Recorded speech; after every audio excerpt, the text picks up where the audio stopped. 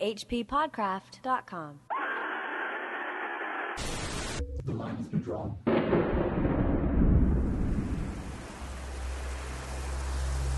Atop the tallest of earth's peaks dwell the gods of earth, and suffer no man to tell that he hath looked upon them. Lesser peaks they once inhabited, but ever the men from the plains would scale the slopes of rock and snow, driving the gods to higher and higher mountains, till now only the last remains. When they left their older peaks, they took with them all signs of themselves, save once, it is said, when they left a carven image on the face of the mountain, which they called Negranic. What do you think that carven image was? Giant middle finger? I thought it was a naked man with an oversized penis. Just as Zeus was here. Yeah. Just, really juvenile drawing.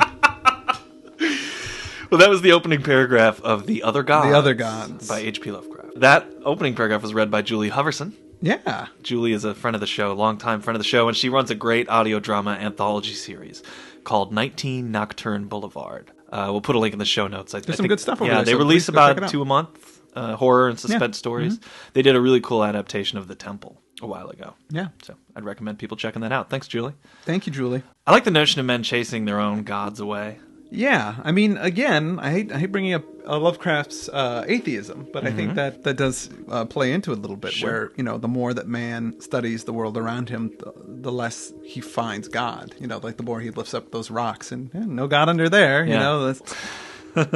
Exactly. You don't know anything about the world, you have to create gods. Yeah, you have to create gods. Once you start getting inquisitive about the world, the gods are on the run. Yeah.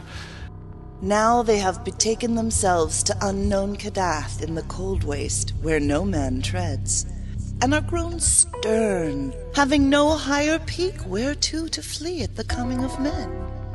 They are grown stern, and where once they suffered men to displace them, they now forbid men to come, or coming, to depart. It is well for men that they know not of Kadath in the cold waste, else they would seek injudiciously to scale it. It's like almost a little challenge that Lovecraft is throwing down there. He is. Would some idiot someday please try to find this unknown Kadath? Now, Kadath, we know, is a story that Lovecraft will write eventually. It's called The Dream Quest of Unknown Kadath, and that hasn't happened yet in Lovecraft's career. But that idiot is Randolph Carter. Yes, he is. Who's going to make that quest. He's going to make the quest, Try and figure out for people where these gods are now residing. And Randolph Carter, of course, was the star of the Statement of Randolph Carter, which we have already covered. And Randolph Carter will appear again in The Unnameable before that story, and The Silver Key. Well, so it's interesting that he doesn't write the Dream Quest of Unknown Kadath for a couple of years, but he's already setting it up in this story. Yeah. Or maybe it seems that way now. Sure, yeah. I doubt that Lovecraft actually had the foresight that he goes, hey, I'm going to use that Randolph Carter. He retconned it. Yeah, exactly. He did a little retcon. Well, this guy, in this story, though, not quite as brave as Randolph Carter. They're looking for more low-hanging fruit. Sometimes, when Earth's gods are homesick, they visit in the still night the peaks where once they dwelt, and weep softly as they try to play in the olden way on remembered slopes. In cloud ships the gods are wont to travel, and wise cotters have legends that keep them from certain high peaks at night when it is cloudy, for the gods are not lenient as of old. So now we get an idea of what's going to happen. Yeah. The gods they're almost like in Witness Relocation in Kadath. These gods are so impotent and they're sissies. I mean, they're total sissies. Yeah. They go to places. It makes me think of the Naked Eyes song. Always something there to remind me. Where he goes to the cafes where they used to hang out. They walk along the city streets. Yeah, exactly. Yeah, that's great. It's just really pathetic to me. It's like, come on, gods, move on. Exactly. You're not the gods of this area anymore. Quit. Hanging out at the old joints. Those you're not going to recapture those old times. And our hero in this story is a lot like the hero of Always Something There to Remind Me. He's going to all those places where the gods, would go to remember things, and he's kind of dreaming. But he knows where the gods are going to show up. He knows where those cafes are and those little tea shops. Where Well, they I used would to say hang. that he's like the protagonist of that song. He is like an uber fan of Naked Eyes. You're right. And he's paid attention to all of the songs that they've written. He's decoded where he's all the decoded all locations the are. things. So he's going to go and find out where the. That's right. So he's Okay. he's keeping an eye out because he knows eventually these guys are going to get homesick.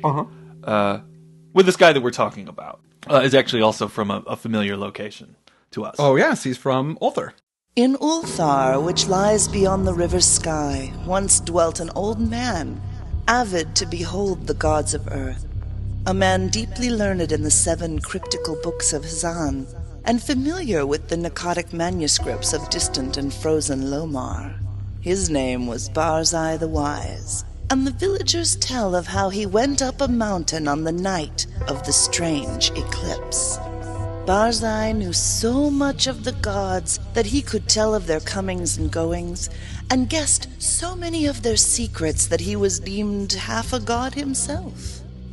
It was he who wisely advised the burgesses of Ulthar when they passed their remarkable law against the slaying of cats, and who first told the young priest Etong where it is that black cats go at midnight on St. John's Eve.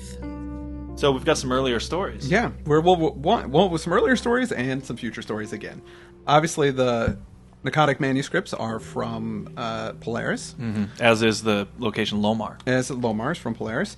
We also have the 7 cryptical books of San, or Hassan, I'm not sure how it's pronounced. Yeah. That will be in the Dream Quest. Oh, okay. And obviously Ulthar is the main location of the Cats of Cats of Ulthar. Ulthar, of And course. the young priest, Atal, is in that story, the Cats of Ulthar. Yeah, he's the kid that saw the cats doing the dance. Well, he's older now. Yeah, But he's older now. Then he was a kid, the he was a innkeeper's kid. son. Yeah, he was the innkeeper's son, but now he's a priest. Priest in training. A priest in training, an Obi-Wan to Barzai's Qui-Gon Exactly. Jinn. Right. And the St. John's Eve they reference I thought was interesting, actually, because that St. John's Eve wouldn't have existed at the time. If this story is in prehistory. Oh, right. St. John's Eve happens in the summer, and it's... All right, yeah, there was no St. John in ancient No, yeah, because prehistory, St. yeah, John of was course. born like 6 months before Jesus, so 6 months before Christmas we celebrate this. Now it does fall on Midsummer's or the June solstice, so they would have had the June solstice in this story. They just wouldn't. That's Lovecraft calling it St. John's Eve. Right, right. But in Ireland they celebrate St. John's Eve. They light big bonfires and they jump through them. And actually, St. John's Eve is also very important in voodoo. as a What? holiday. Yeah. Well, I know that voodoo is got a lot of Catholic imagery and saint worship mixed in with Well, there you go. African, so Yeah. I guess that would make sense. St. John's Eve is important to voodoo. There's lots of fun little ghostly evil things in this story. Despite it being this kind of prehistory, there's lots of little fun things like that. But like the black cats, where do they go at midnight on St. John's Eve? Which, by the way, Denny's. Oh, Yeah, Denny's. I don't know what the big secret is. yeah. Well, they do have really good specials and open Yeah. 24 hours. Yeah, So exactly. it's never a Yeah, problem. no secret at all. Sorry to blow that for everybody, but I know. I don't eat meat. right. Moon's over my hammy though. Used to be a hit for you. Yeah, Maybe it not was now. a big deal. Barzai is part of that long-standing literary tradition of men who would tamper in God's domain. So to Well, speak. so, I mean, Barzai, I think he studied about the gods and the gods' ways so much that he himself was, in the story it says, he was considered a demigod. That's right. He's not really afraid of them because he thinks he's got enough secret knowledge that he can protect himself from their Yeah. wrath. So he knows that the gods are going to be around on the summit of this mountain called Hagath Kla one night. This is one of those spots that he's been watching. It's this giant rocky mountain off in the stony desert with mists shrouding its peak. So he leaves Ulthar with Atal as his assistant, and he shows up in Hatheg ready to climb the mountain. Of course, the villagers, they think that's a terrible idea. Right. To climb this mountain, particularly when the mists are around it, since those are supposed to be the memories of gods. But Barzai ignores them. He's not a superstitious person, despite knowing all these things about the gods. He's from aristocracy, so to speak. So he doesn't have these smaller-minded superstitions. No, which is, it seems to be a bit of the way that I think that Barzai looks at it is he understands physics. Yeah. Like he understands mathematics and all of these other ideas that they have because the gods work within the rules of the universe and he right. understands those rules. Yeah. These people are talking about things that are superstition. So I think that's why he could separate those those two things. And metaphorically, I think it works great. I mean, he is somebody who's an enlightenment thinker who's ready to chase the gods out of their last hiding place to an extent. Right.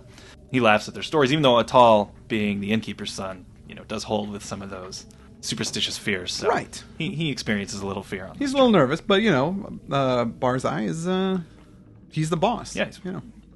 So despite all these warnings, Barzai and Atal, they go to the desert. They travel 13 days and arrive at the base of the mountain. Of course, it's 13 days. 13 days. Yeah, black cats, 13 days. Surprised it doesn't say as they walked, they played records backwards and painted each other's fingernails black. Yes. Yeah, it's so metal. I wish they did. That is brutal. Lovecraft, he's really getting. You can see his metal influence. I Coming know. out in this It's stuff. coming. It's coming. So they climb and they climb and they climb this snowy, rocky, dangerous mountain. And when they get close to the top, they stop. They wait a few days for clouds to show up, up there, because those are the memories of God. That tells you the gods are going to Yeah, be around. because the gods they come in on the clouds because they have cloud ships. Right, they fly around on clouds They of fly moonbeams, around so. on cloud ships. Now, I'm not sure if those use wind power, the cloud ships, or if maybe they have some kind of cloud motor, and don't use some know. kind of vapor gasoline to power their cloud motor. I'm sure Barzai brought all sorts of little, devices to test the fuel composition of the cloud ships. Right. On the night of the full moon, the vapors start drawing around the moon, and Barzai says, "All right, let's hit it." Even though Atal is kind of reticent and he lingers behind.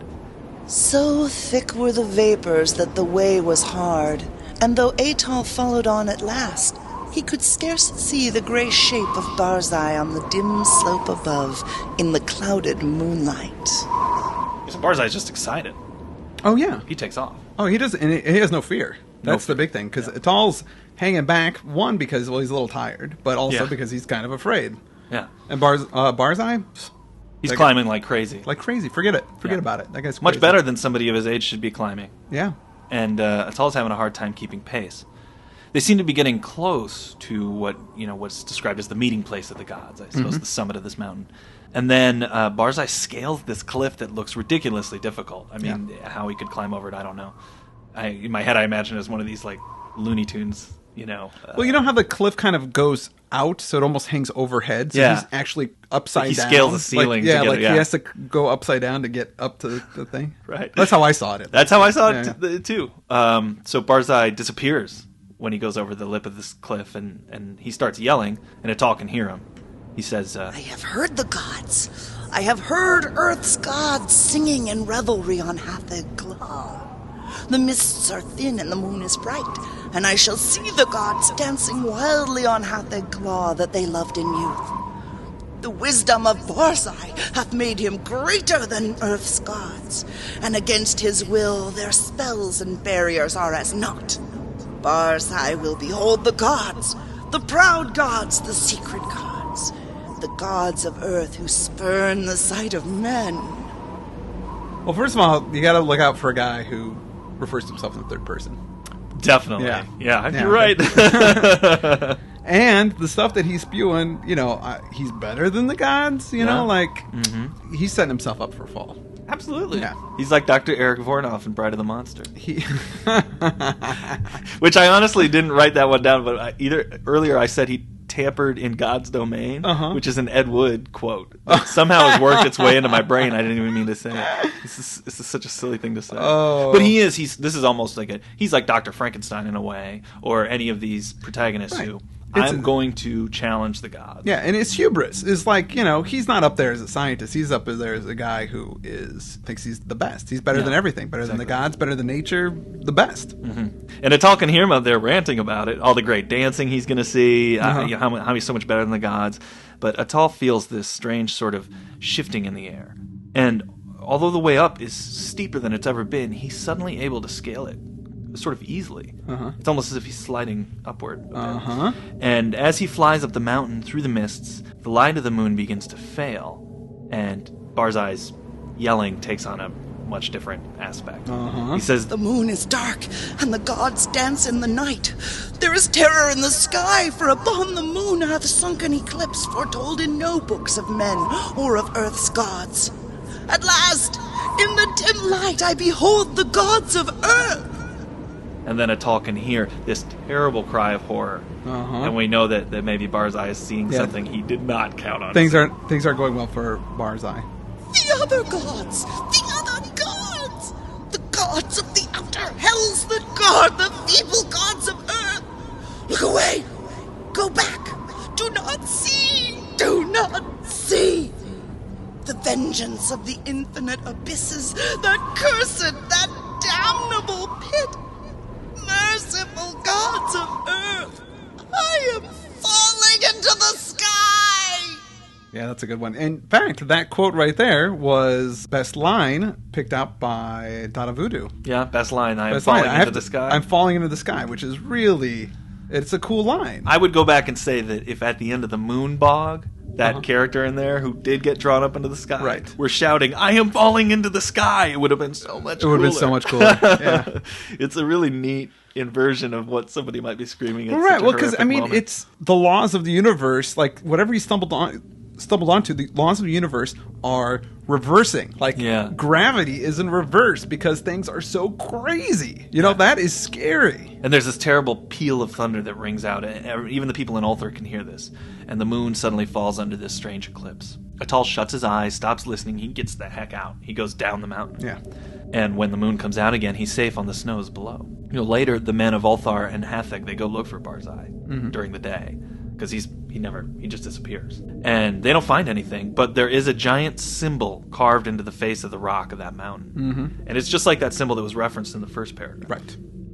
This symbol was found after a man named Sansu tried to do this very, same Yep. thing when the earth was young. Barzai the Wise they never found, nor could the holy priest Atal ever be persuaded to pray for his soul's repose. Moreover, to this day, the people of Ulthar and Nir and Hatheg fear eclipses, and pray by night when pale vapors hide the mountaintop and the moon, and above the mists on Hatheg Claw, Earth's gods sometimes dance reminiscently, for they know they are safe, and love to come from unknown Kadath in ships of cloud, and play in the olden way, as they did when the earth was new, and men not given to the climbing of inaccessible places. And that's the end. That's a really cool last line, though. It Men is. not given to the climbing of inaccessible places. Uh-huh.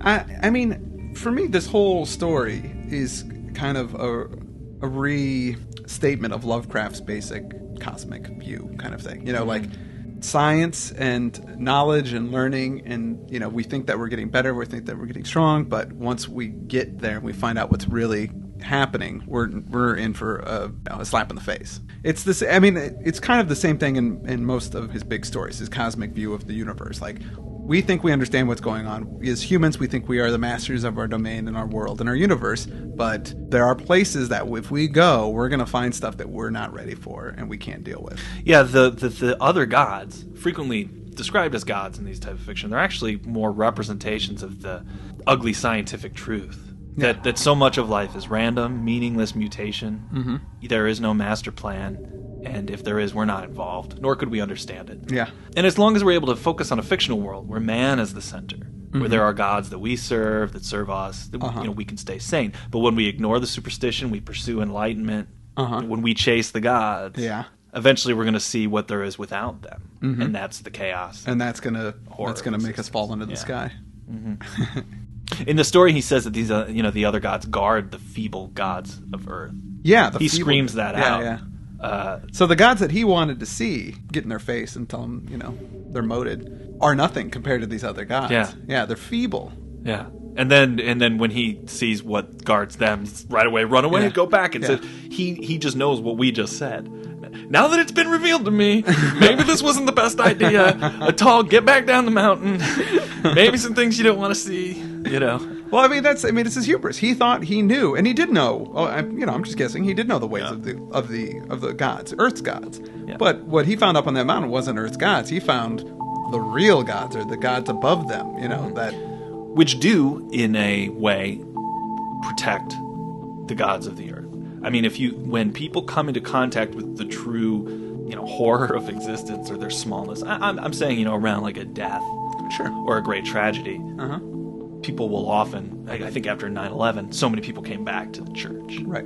And they found some solace in their religion. There's nothing wrong with that, but I mean, I guess my point is that when we do make contact with the true chaotic nature of things, when our vulnerabilities are exposed to the fact that maybe we're not as meaningful people as we think we are, Right. then that glimpse is protection for the Earth's gods. Then we go Yeah. back to Earth's gods, Right. back into their shelter.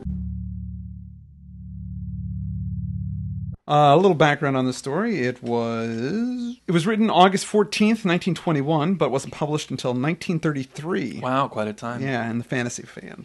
And that's about it, really. Mm-hmm. There's not You a lot of... truly meant a little background. Yeah, there was a little background. There isn't much information about the story. Lovecraft didn't write much about it. Well, there is a bit of misinformation about this story. Well, looking around, as part of my research that I do on these stories, I found a lost animation. I had a little mystery, my own little Lovecraftian, exploration. Supposedly, there's this filmmaker and animator named Peter Rhodes that had contact with Lovecraft, and he wanted to adapt The Other Gods into an animation. But supposedly that animation was lost and never to be found again. But recently, some people found it and restored it, and now you can watch it on the web. We'll put a link up to it so you guys can check it out. Pretty cool animation. Yeah, I thought it was good. Looks it's kind of a cutout style, which is a style of animation that was used in the 20s, or actually it's been used since there's been animation. I looked at I was like, I've never heard about this before, like that Lovecraft actually sanctioned a film. And I started doing some research. I tried to find anything on Peter Rhodes, and all I could ever find on him was this website about these people that restored the film. And then I started to realize that, oh, wait a minute, I don't think this is real. I mean, it's a real movie, and it's cool. It's cool. Really good, and I thought actually that was a great little conceit. Right? Yeah. This lost. Yeah, there's this lost animation and stuff like that. Subterranean entertainment Subterranean entertainment might be a tip off of where their interests lie. Well, and what it was too. It's a company that does animation. And I'm like, wait, why would an animation company restore? Oh, of course they didn't restore it. They made it. They made it. So good on them, though. This story is not adapted as frequently as others, and I thought it was a really cool job. And it's a really cool animation. It's a very distinct style, sort of a Middle Eastern kind of like Middle Eastern / Indian kind of mixture of style and the characters and things. It was really cool. And another tip off of that this might not have been adapt. There's a little bit of extrapolation in the end of it when they show all the gods and they mention some gods not mentioned yet in Lovecraft's work. Exactly. Yeah. When supposedly it was like in 25, I think Lovecraft gave his permission to do the thing, which they referenced some stuff in the animation that Lovecraft didn't write about in 25. It wasn't until afterwards. But then, it was kind of fun. I thought it was really cool. I had this little mystery, trying to figure this stuff out. Maybe I am wrong, but I'm really pretty sure I'm not. It was cool. It's a cool animation. It's a link in the show notes. I'd definitely go watch it. So overall, you liked the story? Gosh, I don't know. I mean, I didn't. No, not really. Yeah, no. I thought it was a pleasant little read. Yeah, it was. I mean, it's not. See, that's the thing. It's all right. I didn't really like it. I didn't hate it. It was just, and sometimes that's the worst. Like if I hate it, I enjoy hating it, and if I love it, I enjoy loving it. So yeah, but that's like Victoria Jackson on Saturday Night Live. She's like, the real movie rating system's like the best movies are 5-star movies and 1-star movies. The worst movies are 3-star movies. Because if a movie's terrible, it can be beautiful and it's horrible. It's like specifically The Room. Yeah, The Room. The Tommy Wiseau film, The Room. Yeah, which is probably the worst / best movie ever made. Absolutely. Well, I love bad movies. I used to, and Chris, you've gone to this a couple times too, B-Fest in Chicago. Yeah. At the Northwestern campus in Evanston, Illinois, they have a 24-hour B-movie festival every year. And myself and a lot of people I went to college with and Chris, we'd go there and you just get locked into this theater for 24 hours. Yeah. They just show you terrible. Not necessarily locked. No, they do not let you out.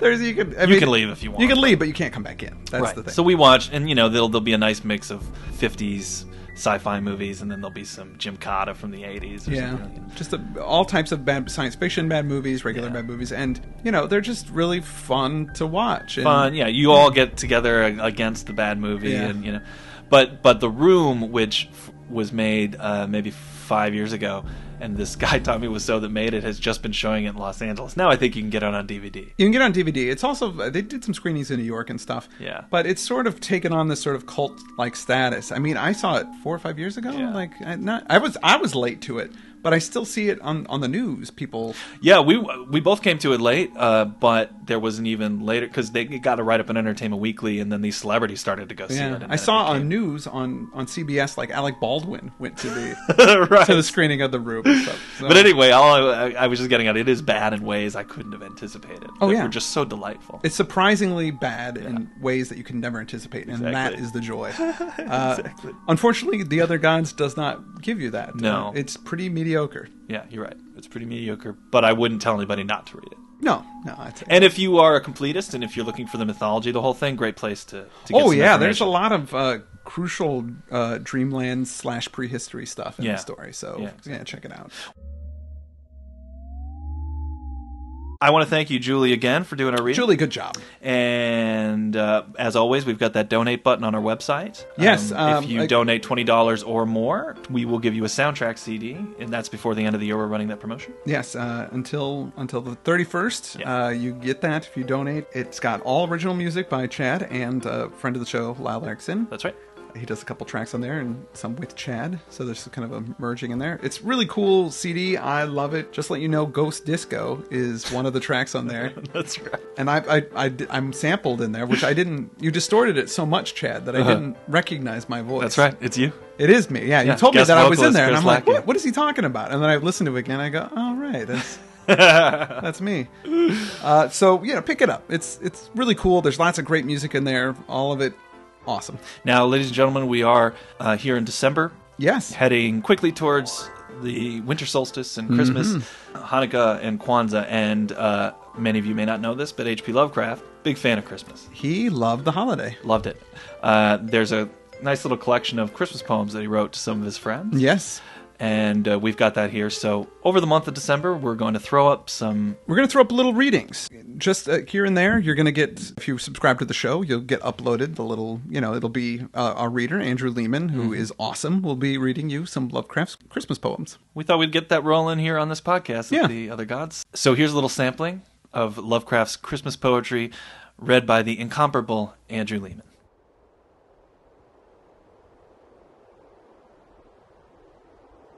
Festival. There is snow on the ground, and the valleys are cold, and a midnight profound blackly squats o'er the wold. But a light on the hilltops, half-seen hints of feastings unhallowed and old. There is death in the clouds, there is fear in the night, for the dead in their shrouds hail the sun's turning flight, and chant wild in the woods as they dance round a Yule altar, fungus and white. To no gale of earth's kind sways the forest of oak, where the sick boughs entwined by mad mistletoes choke, for those powers are the powers of the dark from the graves of the lost druid folk. And mayest thou to such deeds be an abbot and priest, singing cannibal greeds at each devil-wrought feast, and to all the incredulous world showing dimly the sign of the beast. Wow, great job. Love it. It's like Santa Claus came down the chimney and filled my heart with dread. Some of the poems are actually, as you will see, some of them are just really nice. They're really pleasant little poems, and some of them, like the last one, is a little bit more dreadful. So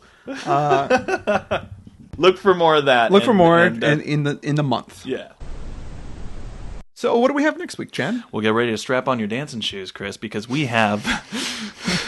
because our next story is going to be the music of Eric Zahn. Woo! All right, I like Eric Zahn. Now was he in Metallica for a while? Yeah, he was in Okay. Metallica. Mm-hmm. Great. In the Mustaine years. Yeah. Oh, okay, gotcha. Sure. That's it for today.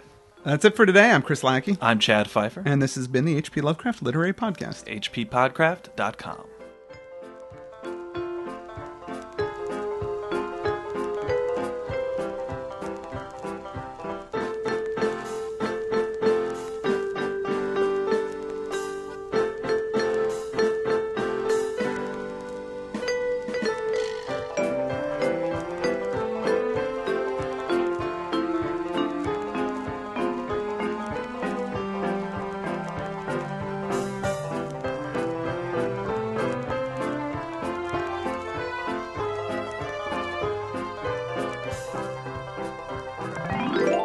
hppodcraft.com.